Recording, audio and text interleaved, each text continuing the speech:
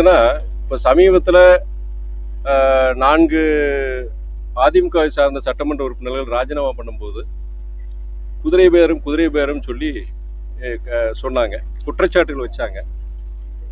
ஆனா இன்றைக்கு எங்கள் இயக்கத்தை சார்ந்தவர்கள் 2 பேர் சட்டமன்ற உறுப்பினர்கள் அவங்கள இன்னைக்கு ஒரு இயக்க தலைமை எடுத்த முடிவுக்கு அதுக்கு ஒரு புறம்பாகவும் அதுக்கு எதிர்மறையாகவும் அவங்க செயல்படுற மாதிரி இன்னைக்கு ஒரு சூழ்நிலையை உருவாக்கி இருக்கிறாங்க. எனக்கு என்ன ஒரே இதில் முடிச்சிடறேன் நான். அதாவது குதிரை பேரம், கழுதை பேரம், ஒட்டக பேரம், இது போன்ற பல பேரங்களை நம்மளுடைய சோஃபா மாடல் மூலியமாகவும் கண்டெய்னர் மாடல் மூலியமாகவும் செயல்படுத்துறவங்க கிட்ட எங்களுடைய சட்டமன்ற உறுப்பினரை நாங்க இழந்திருக்கிறோம். இல்ல எம்எல்ஏக்கு நான் தான் பதவி சொன்னேன் அப்படின்னு சொல்லி மதிப்பு போஸ்ட். சரி, ஆமா, அது எப்படி பாக்குறீங்க? இது குதிரை பேரமா இருக்காங்க. எது குதிரை பேரம்? எங்க கட்சிக்காரங்க நாங்க சொல்றோம், நாங்க ஒரு கூட்டணி விட்டு வளர்கிறோம். கூட்டணி விட்டு வளரும் போது எங்களுடைய சட்டமன்ற உறுப்பினர்கள் இனிமே இந்த இயக்கத்துல, ஏன்னா எங்க சின்னத்துல அவங்க போட்டி போடல, இன்னொரு கட்சி சின்னத்துல போட்டி போட வற்புறுத்தப்பட்டு எங்க கட்சியில இருந்து ராஜினாமா பண்ண வச்சு அந்த கட்சியில உறுப்பினரை சேர்ந்து அதுக்கப்புறம் போட்டி போட வச்சிருக்காங்க. டெக்னிக்கலா பாத்தீங்கன்னா அவங்க மதிமுக சட்டமன்ற உறுப்பினர் கிடையாது, இன்னைக்கு திமுக சட்டமன்ற உறுப்பினர். இன்னைக்கு அதை வேற மாதிரி கொண்டு போய் இன்னைக்கு அவங்க திமுக சேர்க்கக்கூடிய ஒரு சூழ்நிலை உருவாக்கி இருக்கிறாங்க. பொதுச்செயலாளர் பேசும்போது விஜய் கூப்பிட்டு 2 எம்எல்ஏக்கள் ராஜினாமா பண்ணதைங்க நான் பிரச்சாரம் பண்றேன் அப்படிங்கிற மாதிரி சொன்னதா சொல்றாரு. அது விஜய் பேசுறது என்ன மாதிரி மாடல் நம்ம நினைக்கிறோம் சார்? நீங்க மாடல், நான் ஒரே மாடல் சொல்லிடுறேன் இல்லையா? இப்ப நடந்தது என்ன? எங்க கட்சியோட எம்எல்ஏக்கள் 2 பேர் இருக்கிறாங்க. கட்சியுடைய தலைவர் பொதுச் செயலாளர் ஒரு உத்தரவு பிறப்பிக்கிறார், நாங்க திமுக கூட்டணியில கிடையாது, கூட்டணி விட்டு விலகுறோம்னு சொல்றாரு. சொல்லும் பொழுது அப்ப இனிமே அந்த கட்சி திமுக சின்னத்துல நின்ன அந்த சட்டமன்ற உறுப்பினர் பொறுத்திருக்கு இனிமே ராஜினாமா பண்ணணும் அப்படிங்கிற ஒரு முடிவை பொதுக்குழு தலைவர் எடுக்கல. மதிமுக இருக்கு, நீங்க பாத்திருப்பீங்க, அந்த அரங்கத்துக்கு கிட்டத்தட்ட 2000 சொச்சம் பேர் இருக்கிறாங்க, பொதுக்குழு உறுப்பினர் இருக்கிறாங்க, மூத்த நிர்வாகிகள் இருக்கிறாங்க. எல்லாரும் சேர்ந்து ஒருமித்த கருத்தா இனிமே திமுக கூட்டணியில தொடரக்கூடாதுங்கிற ஒரு முடிவு எடுக்கிறாங்க. அப்படி முடிவெடுக்கும் போது திமுக சின்னத்துல நின்று திமுக சட்டமன்ற உறுப்பினரா இருக்கும்போது அவங்கள இனிமே நம்ம கட்சியில் அவங்க அப்படி ஒரு இது சூழல் இருக்கக்கூடாது, நீங்க சட்டமன்ற உறுப்பினர் பொறுப்பு நீங்க ராஜினாமா பண்ணாங்கன்னு கட்சி ஒரு முடிவு எடுக்கு. இது எப்படி இது வரும்? நீங்க யாரு குற்றச்சாட்டு வச்சாங்களோ அவங்ககிட்ட நான் கேட்கிற கேள்வி, இதற்கு பேர என்னது? இது என்ன குதிரை பேரமா, இல்ல கழுதை பேரமா, ஒட்டக பேரமா? அதாவது இன்னைக்கு ஒண்ணு சொல்றேன் நானு, இந்த எலெக்ஷன்ல கடந்த சட்டமன்ற தேர்தலில் எவ்வளவு ஆயிரம் கோடி இவங்க செலவு பண்ணிருப்பாங்க, எவ்வளவு ஆயிரம் கோடி இவங்க செலவு பண்ணி, அதையும் மீறி இன்னைக்கு 35 விழுக்காடுல இன்னைக்கு ஒரு அரசாங்கத்தை அமைச்சிருக்கிறாங்க நம்மளோட முதலமைச்சர் அவங்க. ஆனா அதுல இந்த மாதிரி காசு கொடுத்து ஓட்டு கூட வாங்க இவ்வளவு கிட்டத்தட்ட 6000 கோடிக்கு மேல செலவு பண்ணிருக்கிறாங்க. ஆனா அதையும் மிஞ்சி இன்னைக்கு ஜெயிக்க முடியல. இன்னைக்கு ஒத்த காசு கொடுக்காம இன்னைக்கு அவங்க தாவேக்கா இன்னைக்கு ஆட்சி அமைச்சிருக்கு, இன்னைக்கு முதலமைச்சரா இன்னைக்கு சகோதரர் விஜய் வந்திருக்கிறார். இது யாரு மேல நம்ம குற்றம் சொல்ல முடியும்? இது சந்தேகப்படியோட நபர்கள் யார்? இதுல நீங்க பத்திரிகையாளர் உங்ககிட்ட கேட்கிறேன் நான், பணம் கொடுத்து எம்எல்ஏக்களை வாங்குறது செய்யறது இதெல்லாம் யாரு? தாவேக்காக்கு செய்ய வேண்டிய அவசியம் என்ன? அவங்க இந்த எலெக்ஷன் நிற்கும் போது மக்கள் போதும், இது போதும், நாங்க சாதி மதம் காசுக்கெல்லாம் அப்பாற்பட்டு இனி ஒரு புதிய மாற்றம் தமிழகத்துல வரணுங்கிறதுக்காண்டி இந்த ஜனங்க இன்னைக்கு ஓட்டு போட்டு இன்னைக்கு ஜெயிக்க வச்சிருக்கிறாங்க. அவங்க எலெக்ஷன்லயே காசு செலவு பண்ணலாம், அவங்க எதுக்கு இதெல்லாம் பண்ணணும்? ஆனா எலெக்ஷன்ல கிட்டத்தட்ட இவ்வளவு ஆயிரம் கோடிகள் செலவு பண்ண இயக்கங்கள் என்ன? காசு கொடுத்து ஓட்டு வாங்கி நம்ம ஆட்சி பிடிக்கணும்னு நினைச்ச இயக்கங்கள் யாரு? அப்படி இருக்கும் பொழுது இப்ப எலெக்ஷன் முடிஞ்சிருச்சு. இப்பயுமே அதாவது மக்கள் தீர்ப்புக்கு எதிராக அவங்களே திடீர்னு ஓட்டு எண்ணிக்கை முடிக்கிறதுக்கு முன்னாடியே நீங்க அதிமுக திமுக அவங்க 2 பேரும் சேர்ந்து ஒரு கூட்டணி ஒரு ஆட்சி அமைக்கிறது முடிவு எடுத்தாங்க. அது என்னது? அது குதிரை பேரமா, கழுதை பேரமா? இப்ப எங்க கட்சியை சார்ந்த 2 சட்டமன்ற உறுப்பினர்கள் அவங்கள இன்னைக்கு தலைமைக்கு மீறி அவங்க செயல்படுறதுக்கு காரணமா இங்க ஒரு சூழ்நிலை உருவாகி இருக்கு. அதோட பேர் என்ன? குதிரை பேரமா, கழுதை பேரமா? இது நீங்க பத்திரிகையாளர் நீங்க அங்க கேட்க வேண்டிய கேள்வி. என்ன கருத்து? ஏங்க இன்னொன்னு சொல்றேன் நானு, நாங்க ஐயா மூப்பினாரு, அவர் ஒரு 3வது அணி அமைச்சார், தமிழ்நாட்டு ஒரு மாற்றம் வரும்னு சொல்லி அமைச்சார். காசு கொடுக்கல, அவரும் கொடுக்கல. ஆனா அவருக்கு தமிழ்நாடு ஒரு வாய்ப்பை கொடுக்கல. எங்க தலைவர் வைகோ அவரு ஒரு முயற்சி எடுத்தார், மார்க்சிய கம்யூனிஸ்டோட சேர்ந்து கட்சி ஆரம்பிச்ச புதுசுல காசு இல்லாம எது இல்லாம ஜாதி மத அரசியலுக்கு அப்பாற்பட்டு ஒரு தமிழகத்துல ஒரு மாற்றம் உருவாக்கணும்னு சொல்லி அவர் ஒரு முயற்சி எடுத்தார். அது ஒரு ஃபெயிலியர் ஆச்சு. அதுக்கப்புறம் மக்கள் நல கூட்டணி அதை நாங்க ஆரம்பிச்சோம், அது ஒரு ஃபெயிலியர் ஆச்சு. ஆனா ஒரு அரசியல் இயக்கம், தேர்தல் அரசியல் சார்ந்த ஒரு இயக்கத்தை நடத்தும் போது மக்களே அது ஒரு வாய்ப்பு கொடுக்காத போது அப்போ ஒரு என்ன பண்றது எங்களுக்கு? அப்போ இது போன்ற அதிமுக திமுக போன்ற இயக்கங்களை சார்ந்து இருக்க வேண்டிய ஒரு ஒரு சூழ்நிலை வருது இப்போ. ஆனால் இன்னைக்கு பொறுத்த வரைக்கும் மக்கள் இன்னைக்கு ஒரு நம்பிக்கையை கொடுத்திருக்காங்க. சாதி மதம் பணம் அல்லாது அரசியல் பண்ணலாம், நாங்க உங்களுக்கு ஆதரவு கொடுக்கிற ஒரு நம்பிக்கை உருவாக்கி இருக்கிறாங்க. அதன் அடிப்படையில இனி தமிழகம் ஒரு மாற்றம் தமிழகத்தில் உருவாகி இருக்கு. இந்த மாற்றம் தொடரணும், இந்த மாற்றத்துக்கு நம்ம ஆதரவு கொடுக்கணும்.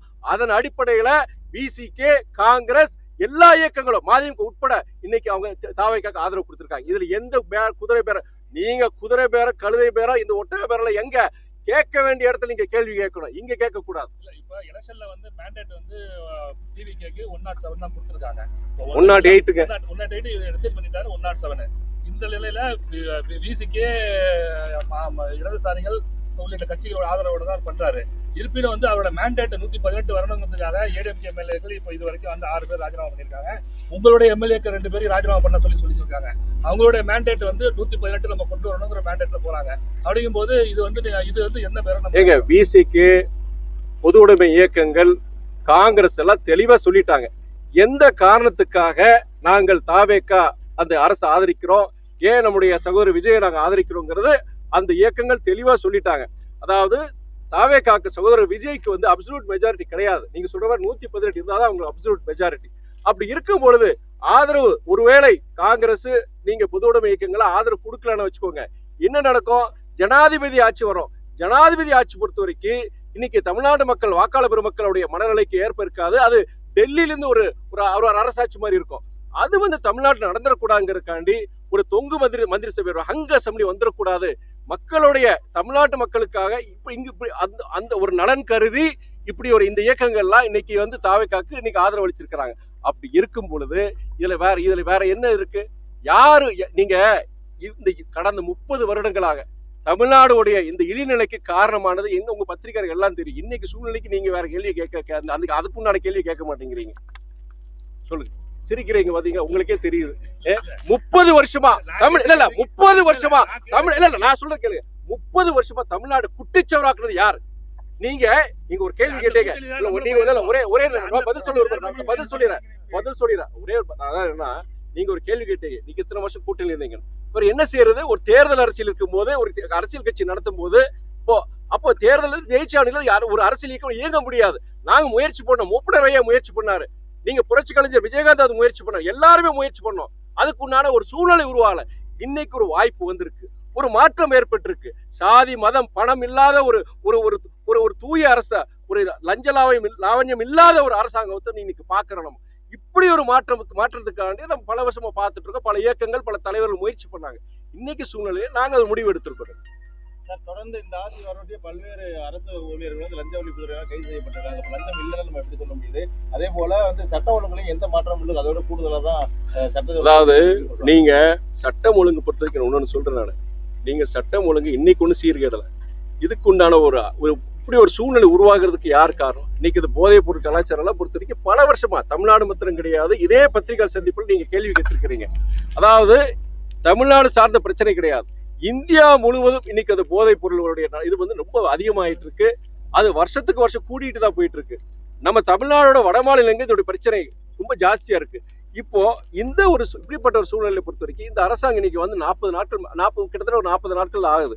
திடீர்னு எப்படி இன்னைக்கு இவ்வளவு இன்னைக்கு ஒரு தவறான ஒரு சித்தரிப்பு, இன்னைக்கு ஏதோ இவங்க வந்ததுக்கு அப்புறம் தான் எல்லாமே தலைகீழா மாறுறது மாதிரியும், இதுக்கு முன்னாடி பாலுந்தேன ஓடின மாதிரியும் ஒரு சித்தரிப்பை இன்னைக்கு உருவாக்க முயற்சி பண்றாங்க. ஆனா இந்த இழிநிலைக்கு காரணம் நீங்க மின்சாரத்துறையை எடுத்துக்கலாம், இல்ல சட்டம் ஒழுங்கு எடுத்துக்கலாம், பல்வேறு துறைகள்ல இன்னைக்கு ஒரு அவல நிலைக்கு ஒரு அடித்தளத்தை உருவாக்கியவர்கள் யார்? அது உங்களுக்கு எல்லாருக்கும் தெரியும். இந்த அரசாங்கத்தை பொறுத்த வரைக்கும் இது போன்ற இப்படிப்பட்ட நீங்க சொல்றீங்க சட்டம் ஒழுங்கா இருக்கட்டும், மின்சாரத்துறையில இருக்கிற பிரச்சனைகளா இருக்கட்டும், பல்வேறு பிரச்சனைகளுக்கு ஒரு தீர்வு காண்பதற்காக ஒரு முயற்சி இந்த அரசாங்கம் உண்மையிலேயே எடுத்துட்டு இருக்கிறாங்க. ஆனால் ஒரு நல்ல ஒரு எதிர்கட்சியாக ஆக்கப்பூர்வம் செயல்படாம இருக்கிற இந்த அரசாங்கத்துக்கு எவ்வளவு தூரம் நம்ம அதாவது ஒரு நெருக்கடி கொடுக்க முடியுமோ, நெருக்கடி கொடுக்கற மாத்திரம் கிடையாது, நாளொரு பொழுதும் 3 மாசம் 6 மாசம் அங்கிற 3 மாசத்து ஆட்சி கலைஞ்சிரும், தேர்தலுக்கு தயாரா இருங்க, இப்படி போன்ற ஒரு கருத்துக்களை சொல்றதோ ஒரு ஆக்கப்பூர்வமான ஒரு எதிர்கட்சியோடைய செயல்பட நம்ம பார்க்க முடியாது. உங்களை மக்கள் தீர்ப்பு கொடுத்துட்டாங்க. 5 வருஷத்துக்கு இது பண்ணுங்க, ஒரு நல்ல ஒரு எதிர்க்கட்சியை செயல்படுங்க, அதுக்கப்புறம் மக்களோட மனது மாறும். ஆனா இன்னைக்கு ஜனங்க சந்தோஷமா இருக்கிறாங்க. அவங்க மாற்றங்களை பாக்குறாங்க. பழைய அரசு அலுவலகம் போகும்போது முன்னாடி மாதிரி லஞ்சம் கிடையாது. நீங்க பார்ட்டி ஃபண்ட், அந்த ஃபண்ட், இந்த ஃபண்ட் எதுவுமே கிடையாது. இன்னைக்கு தமிழ்நாடு கன்னியாகுமரி முதல் சென்னை வரைக்கும் ஜனங்க அதை ரசிக்கிறாங்க. அவங்க உண்மையிலேயே ஒரு மாற்றத்தை வந்து ரசிக்கிறாங்க, அவங்க வரவேற்கிறாங்க.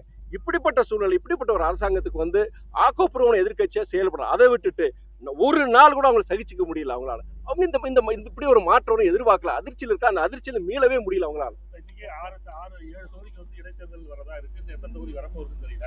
அந்த தொகுதியில் இடைத்தேர்தலில் எம்டிஎம்கே பொதுச் செயலாளரோ இல்ல எம்டிஎம்கே சார்பாகவோ யாரும் பண்ணுறாங்க. அதாவது ஒன்னே ஒன்று சொல்லிடுறேன். 6 தொகுதியில் வரட்டும், 10 தொகுதியில் வரட்டும், 15 தொகுதியில் வரட்டும், இல்ல புதுசா எலெக்ஷனை 234 தொகுதிக்கு வரட்டும். மதிமுக வேண்டாம், காங்கிரஸ் வேண்டாம், எதுவும் வேண்டாங்க. இந்த அரசாங்கம் லஞ்சம் லாவண்யம் இல்லாத ஒரு அரசாங்கமா இன்னைக்கு அவங்க சொல்றபடி செய்யறாங்க இல்லையா? இந்த பணி, இந்த சிறப்பான இது, நீங்க ஒரு வெளிப்படையான ஒரு அரசாங்கம், ஒரு லஞ்சம் லாவண்யம் இல்லாத ஒரு அரசாங்கத்தை அவங்க நடத்துனாங்கன்னா 234 தொகுதி எந்தவித கூட்டணி இயக்கங்கள் இல்லாம இந்த சகோதரர் விஜய் வெற்றி பெறுவார் இந்த நேரத்தில் சொல்றேன். பேசும்போது அரசியல் ஒரு சாக்கடைன்னு சொல்லிட்டீங்க சார். இதுல எந்த அரசியல், அதாவது விஜயோட அரசியல் அப்படித்தான் இருக்குதா? அந்த சாக்கடையெல்லாம் மாற்றுறதுக்காண்டிதான் நாம ஒரு மாற்றம் வந்திருக்கேங்கிறத நாங்க எல்லாரும் சந்தோஷப்படுறோம். நான் சொல்றது எனக்கு ஜனங்க எல்லாருமே அரசியலுக்கு அப்பாற்பட்டு, ஒரு மதிமுக உறுப்பினருக்கு அப்பாற்பட்டு, நீங்க ஒரு பத்திரிகை நிருபர், அரசியல் எவ்வளவு கெட்டு போயிருக்கு உங்களுக்கு தெரியும். உங்களுக்கு ஜனங்களை ஏன் பணம் வாங்கினாங்க இத்தனை வருஷம்? ஏன் ராவண ஆண்டான ராம ஆண்டான நமக்கு ஒரே இதேதான் நடக்க போகுது. ஆட்சிகள் மாறினாலும் காட்சிகள் மாறுவதில்லைங்கிறது அது எல்லாரும் ஜனங்களுக்கு இதாகி போச்சு. அதனால இன்னைக்கு ஒரு ரூபா வாங்க வேண்டிய ஒரு சூழ்நிலை வந்தது. இன்னைக்கு ஒரு மாறுதல் ஜனங்க கிட்ட ஒரு எதிர்பார்ப்பு இருக்கு, ஒரு நம்பிக்கை ஏற்பட்டிருக்கு. அதன் அடிப்படையில் இன்னைக்கு சகோதரர் விஜய் வெற்றி பெற வச்சிருக்கிறாங்க. எனக்கு என்னன்னா, அரசியலுக்கு அப்பாற்பட்டு நான் சொல்றேன், இந்த நிலைமை தொடரணும், இந்த மாற்றம் தொடர வேண்டும். இந்த மாற்றத்துக்கு உண்டான அந்த அடித்தளத்தை அவங்க விஜய் ஏற்படுத்தணும். அவரு இந்த நம்பிக்கையை பொறுத்தவரைக்கும் எல்லாம் இன்னைக்கு அவருக்கு 35 விழுக்காடு வாக்கு போட்டிருக்கிறாங்க. நான் என்ன சொல்றேன்னா, இனி ஒரு 6 மாசம் நீங்க இந்த லஞ்ச லாபம் இல்லாம ஒரு வெளிப்படையான ஆட்சியை கொடுத்தீங்கன்னா 35 கிடையாது 60% வெற்றி பெற்று எந்த கூட்டணியும் கூட தேவையில்லைங்க உங்களுக்கு சொல்றேன். இன்னைக்கு அதுக்கு உரிய விளக்கம் அவர் அமைச்சரே கொடுத்திருக்கிறாரு. நீங்க பத்திரிகையாளர், நீங்க அவங்ககிட்ட கேளுங்க. நீங்க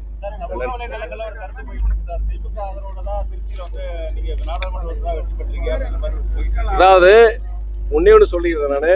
அண்ணா ஒரு நிமிஷம் பேசாம. என்னுடைய திருச்சி நாடாளுமன்ற தொகுதியில என்னுடைய வெற்றிக்கு பாடுபட்டவர்கள் திமுக தோழர்கள், மறுக்க மாட்டேன். நான் என்னுடைய வெற்றிக்கு நல்லா அரும்பாடுபட்டாங்க. நான் இன்னைக்கு அவங்க உழைப்புக்கு, என்னுடைய அந்த வெற்றி பெறதுக்கு நான் முயற்சிக்கு நான் நன்றி தெரிவிச்சுக்கிறேன். நான் மறக்கவே மாட்டேன். நான் இன்னைக்கு நான் தொடர்புல தான் இருக்கிறேன். நான் அரசியலை கடந்து திமுக தோழர்கள் பல பேர் பாக்குறேன். நான் நல்லா மக்கள் நலன்ல ஒரு இதா இருந்து செயல்படுறவங்க பாக்குறேன். அதே நேரத்துல என் வெற்றி முழுக்க திமுக அதையும் சொல்லிட முடியாது. எங்க கூட்டணியில அன்னைக்கு காங்கிரஸ் இயக்கம் இருந்தது, பொது உடைமை இயக்கங்கள் இருந்தது, விசிகே இருந்தது, பல்வேறு இயக்கங்கள். அந்த தோழர்களும் என்ன வெற்றிக்கு பாடுபட்டாங்க. இன்னொன்று அதுக்கு அப்பாற்பட்டு என்னன்னா, என்னை பொறுத்த வரைக்கும் இந்த பையன் படிச்சிருக்கிறான். கொஞ்சம் இந்த பையனை பொறுத்த வரைக்கும் வைக்கோடைய மகன், எங்க தலைவருக்குன்னு ஒரு பேர் இருக்கு. அதனால கூடுதல் நீங்க நான் வெற்றி பெறதுக்கு முன்னாடி கடந்த சட்டமன்ற தேர்தலில் அந்தந்த 6 தொகுதியிலையும் திமுக எவ்வளவு வாக்குகள் வாங்கினது, நான் நிற்கும் போது எவ்வளவு வாக்குகள், அதெல்லாம் கம்பேரிசன் எடுத்து போட்டு பாருங்க. அதே வேளையில திமுக பங்களிப்பை நான் என்னைக்கு நான் மறுக்கல. நான் அந்த தோழர்கள் வெற்றி பெற்ற என்னோட வெற்றிக்கு உழைச்சாங்க. என்னைக்கு நான் அவங்களுக்கு நன்றி கடமைப்பட்டிருக்கிறேன். ஆனால் இன்னைக்கு நான் கூட்டிலிருந்து வெளியே வந்திருக்கோம். அதே வேளையில நான் என்னுடைய அரசியலுக்கு அப்பாற்பட்டு என்னுடைய செயல்பாடுகளுக்கு திமுக தோழர்கள் மத்தியிலையும் இன்னைக்கு பேசதான் என்கிட்ட பேசுறேன். நீ தொடர்பு தான் இருக்கிறாங்க. எனக்கு என்ன இந்த ஒரு பிரிவு பொறுத்த வரைக்கும் நான் அதான் சொல்றேன் இல்லையா, திமுக எல்லா கட்சியிலும் நல்லவங்களும் இருக்காங்க, கெட்டவங்களும் இருக்காங்க, கருப்பாடுகள் எல்லா இடத்துலயும் இருக்கு. அந்த தோழர்கள் பொறுத்த என்னைக்கு நான் நன்றி மறக்க மாட்டேன். நான் ரயில்வே பிரிட்ஜ் நம்ம புதுக்கோட்டைக்கு பார்த்துருப்பீங்க, கருவேப்பினால திருவாப்பூர் அந்த ரயில்வே பிரிட்ஜ் ரெண்டுமே பொறுத்த வரைக்கும் நான் மேக்ஸிமம் புஷ் பண்ணிட்டு இருக்கிறதுனால அது எவ்வளவு சீக்கிரம் கொண்டு சாங்ஷன் பண்ணிட்டாங்க.